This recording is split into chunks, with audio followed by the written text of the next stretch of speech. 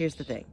I like taking photos of birds, and I don't have that strong of a lens, right? I'm using what I have. This is a Nikkor 7 to 30 millimeter. It's a DX, and this is a full frame camera. Oh my god.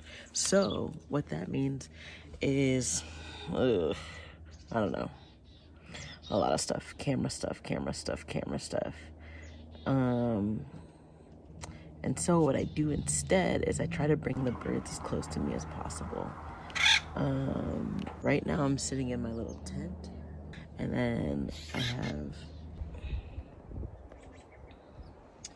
some birds hopping around over there, and yeah, I don't know, that's about it. I built this deck that I'm sitting on with the tent. I'll show that in a second. And I think I want to build more things to bring the birds closer. And this is me on that journey, I guess.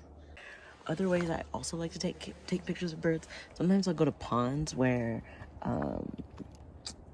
ducks and things like that are very, very comfortable, because I don't think there's wrong with taking pictures of ducks.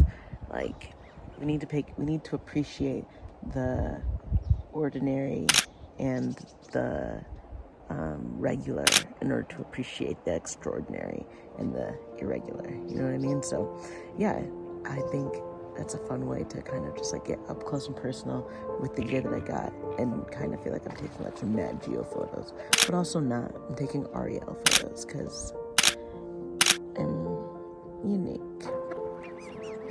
Unique New York. Little chickadee.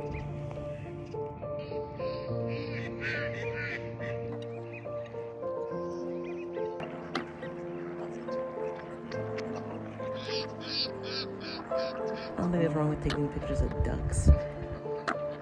You need to appreciate the ordinary and the regular in order to appreciate the extraordinary and the irregular.